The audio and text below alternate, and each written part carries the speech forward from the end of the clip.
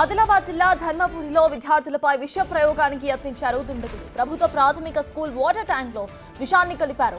మధ్యాహ్న భోజనానికి ఉపయోగించే కర్రలకు సైతం పురుగుల మందును పూశారు వీళ్లు. ఉదయం స్కూల్ కు వెళ్లిన హెచ్ఎం స్కూల్ ఆవరణలో పురుగుల మందు డబ్బాను గమనించారు. వాటర్ ట్యాంక్ దగ్గర వాసన రావడంతో వెంటనే మూసివేశారు. మధ్యాహ్న భోజనాన్ని రద్దు చేసి వెంటనే పోలీసులకు సమాచారం ఇచ్చారు హెడ్ మాస్టర్. హెడ్ మాస్టర్ అప్రమత్తతో ప్రమాదం తప్పింది.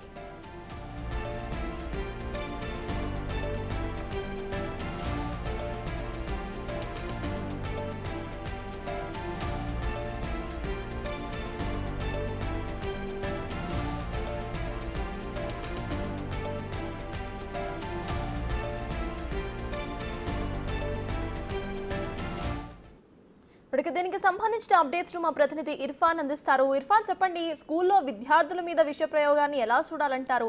అంటే ప్రభుత్వం మీద ఏమైనా మచ్చ తేవడానికి ఇట్లాంటివి చేశారో అని అనుకోవాలా, లేకపోతే ఇంకేమైనా కక్ష సాధింపు చర్యలు ఉన్నాయా? అప్డేట్స్ ఏంటి?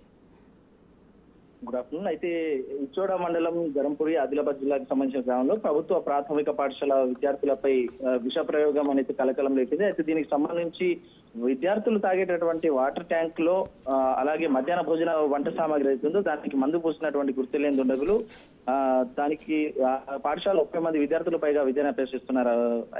దీనికి సంబంధించిన వివరాలు ప్రధానోపాధ్యాయులు అయితే పోలీసులకు అయితే ఈ విషయాలు ఫిర్యాదు చేయడం జరిగింది. మరి ఇది ఎవరు చేశారనేది కూడా ఇంకా విచారణ అనంతరం బయటికి రావాల్సి ఉంది. Right, thank you Irfan.